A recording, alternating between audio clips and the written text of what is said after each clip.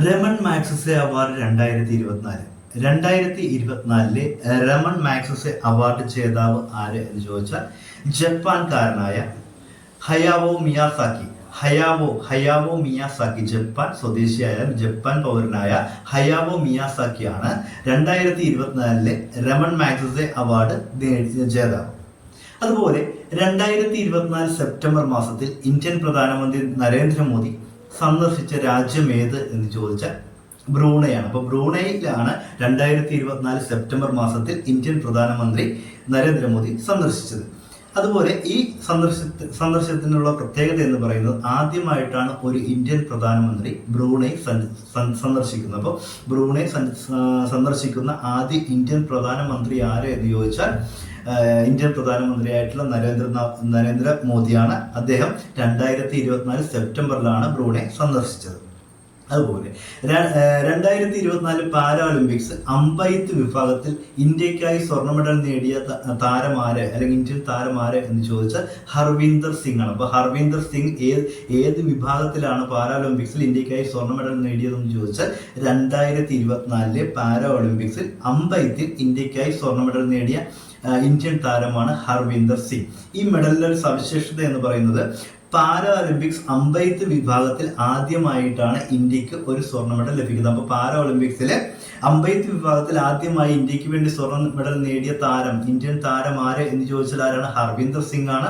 അതുപോലെ പാരാഒളിമ്പിക്സ് 2024 പാരാഒളിമ്പിക്സിൽ അമ്പെയ്ത്തിൽ ഇന്ത്യക്കായി സ്വർണം നേടിയ താരമാണ് ഹർവീന്ദർ സിംഗ്.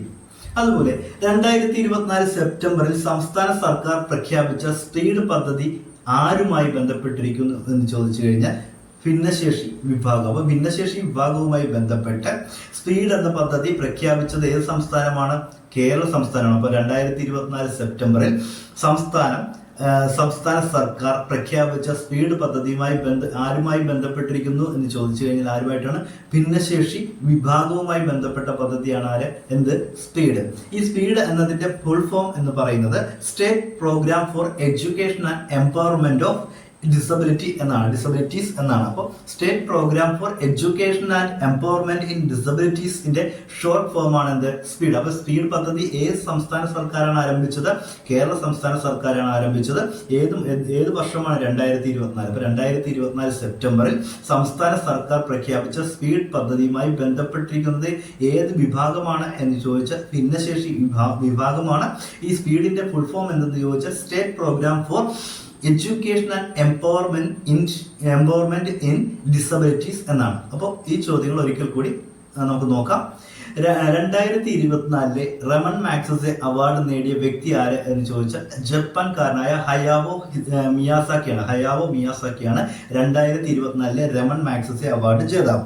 അതുപോലെ 2024 സെപ്റ്റംബർ മാസത്തിൽ ഇന്ത്യൻ പ്രധാനമന്ത്രി നരേന്ദ്ര മോദി സന്ദർശിച്ച വിദേശ രാജ്യം ഏത് എന്ന് ചോദിച്ചാൽ ബ്രൂണയാണ്. അപ്പോൾ ബ്രൂണെ സന്ദർശിക്കുന്ന ആദ്യ ഇന്ത്യൻ പ്രധാനമന്ത്രി കൂടിയാണ് ആര്?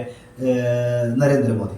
അതുപോലെ 2024 പാരാഒളിമ്പിക്സിൽ അമ്പെയ്ത്തിൽ ഇന്ത്യക്ക് വേണ്ടി സ്വർണം നേടുന്ന താരം ആര് അല്ലെങ്കിൽ ഇന്ത്യൻ താരം ആര് എന്ന് ചോദിച്ചു കഴിഞ്ഞാൽ ആരാണ്? ഹർവീന്ദർ സിംഗ് ആണ്. ഈ അമ്പെയ്ത്ത് പാരാഒളിമ്പിക്സിന്റെ ചരിത്രത്തിൽ അമ്പെയ്ത്തിൽ ഇന്ത്യക്ക് വേണ്ടി ആദ്യമായിട്ടാണ് ഒരു ഇന്ത്യൻ താരം സ്വർണ്ണ മെഡൽ നേടുന്നത്. അത് ഹർവീന്ദർ സിംഗ് ആണ്.